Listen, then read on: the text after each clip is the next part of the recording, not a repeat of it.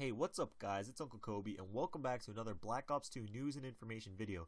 We're going to be taking a look at some leaked footage of the developers build of Black Ops 2, going through each and every assault rifle as you will see it once you get your very own copy in a couple months. I'll give each weapon a grade and together we are going to determine which gun is the best, at least statistically speaking. So let's make this short, let's make it sweet, and let's get right into it. Alright guys, so the first weapon we got is the M8A1. It is a 4-round burst fire weapon, however the burst can be fired in a quick succession. So first thing, just because the fact they mentioned it can be fired in a quick succession, I'm guessing it's going to be faster than normal burst fire weapons we've seen in the past. Not saying it automatically has a rapid fire feel, rather the time between the bursts are very short, which would make it very deadly. How deadly? Well, let's look at the stats. And for the sake of this video and the Black Ops 2 weapon videos I'll be doing in the future, I'll be calling each little block a point. Why? Because I can, and let's move on. The mobility is ranked at 14 points, which will be the same across the board of all assault rifles with one exception. The damage is ranked at 9, which is rather weak compared to other weapons.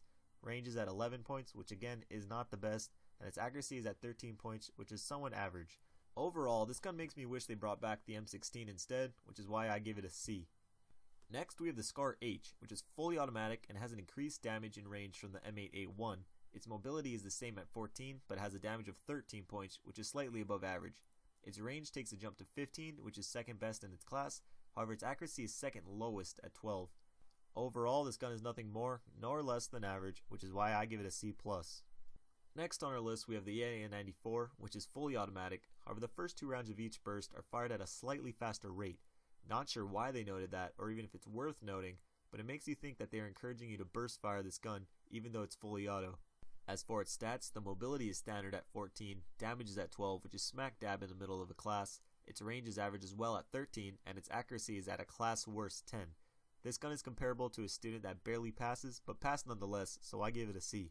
Now let's take a look at the SIG-556, a 3-round burst rifle that produces high damage with each trifecta of bullets.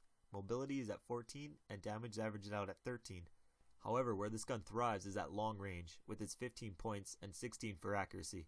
This gun is going to be a laser if they keep the recoil down, but I'm guessing the bursts are going to be slightly farther apart than the M8A1, and I'm assuming its hipfire will be dreadful unless they pull an Infinity Ward pre-patch Type 95.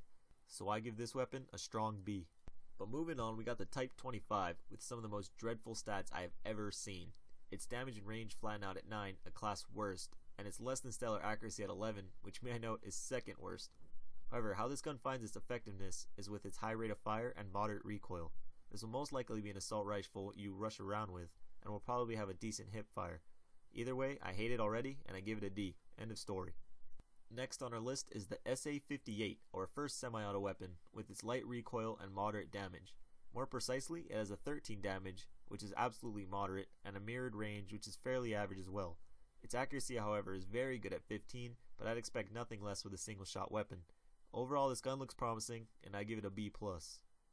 The next weapon makes one hope that you will not be able to use a fast trigger finger in Black Ops 2, because the SMR is a semi-auto with Chuck Norris stats.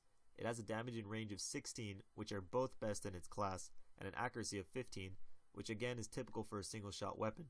This gun looks nasty, but I do hope its hipfire spread is as big as Barry Bonds' post-roids and large head, because this weapon screams OP without it. That's another topic, but I give this weapon an A-, but at long range it gets an A++++++. Moving on, we got the M27, which is fully auto with higher mobility and reduced recoil. This is the only assault rifle to break free of the 14-point mobility, however its damage and range are less than stellar at 11 and 10. Its accuracy is average at 13, and this weapon honestly bores me.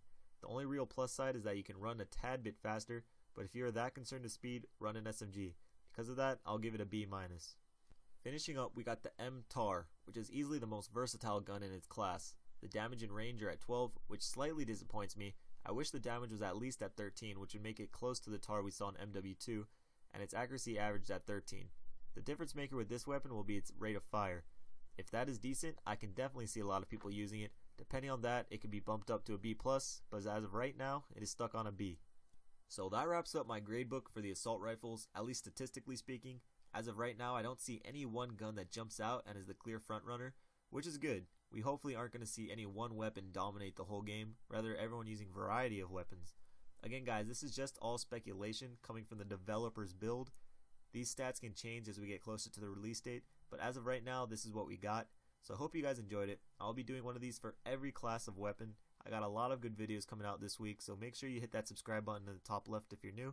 This was Uncle Kobe. Until next time, I love you all. Peace.